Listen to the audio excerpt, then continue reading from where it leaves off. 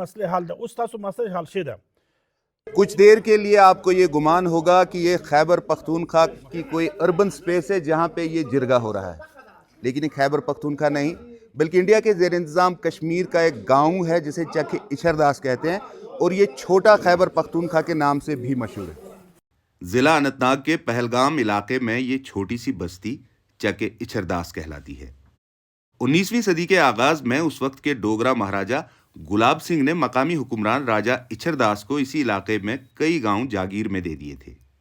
راجہ نے زمینوں کو آباد کرنے کے لیے خیبر پختونخوا اور افغانستان سے یہاں کاشتکاروں کو لایا اور انہیں یہیں آباد کرنے کے لیے اس گاؤں کو خیبر کے مہاجرین کو وقف کر دیا۔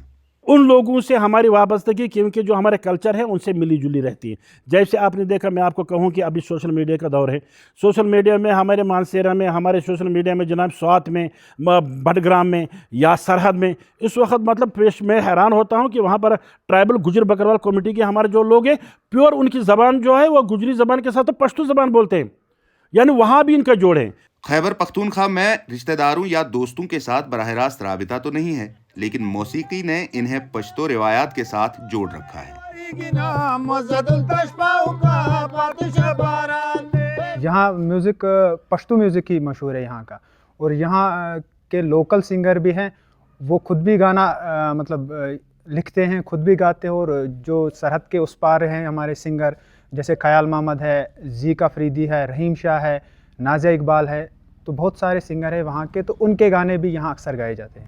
یہاں کی اکثریت کھیتی باڑی سے روزگار کماتی ہے، حالانکہ نئی نسل میں تعلیم کی شرح اب بڑھ چکی ہے۔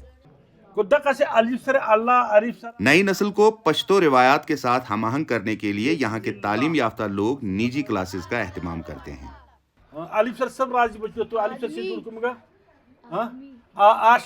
آج اس زبان کو ہمارے بچے زندہ رکھ سکتے ہیں اور زندہ رکھیں گے بھی انشاءاللہ تعالیٰ کہ اس دور میں ہم سے زبان چھوٹے گی نہیں۔ زور منوا کہ نا 1947 میں بر صغیر کی تقسیم کے بعد سرحدوں کو عبور کرنا ناممکن تھا، اسی لیے یہاں کے لوگ اپنے مادر وطن خیبر پختونخوا کے ساتھ کوئی رابطہ نہیں رکھ پائے ہیں۔ جو پرانے تھے ان کے رشتہ دار تھے وہاں پر، اب ہمارے نہیں رہے۔ کیوں؟ ان کے ساتھ ہمارا رابطہ ہی نہیں رہا۔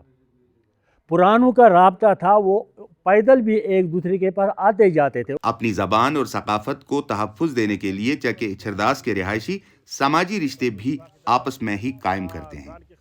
ہماری شادیاں جو عام طور زیادہ ہوتی ہے تو اپنوں میں ہی ہوتی ہے، اپنے جو ہماری لنگویج کے لوگ ہوتے ہیں۔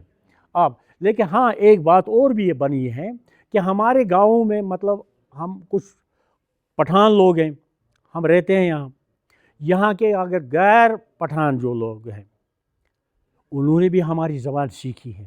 یہاں کے لوگ چاہتے ہیں کہ انڈین آئین میں قبائلی آبادیوں کو جو حقوق حاصل ہیں انہیں بھی وہ سبھی حقوق دیے جائیں۔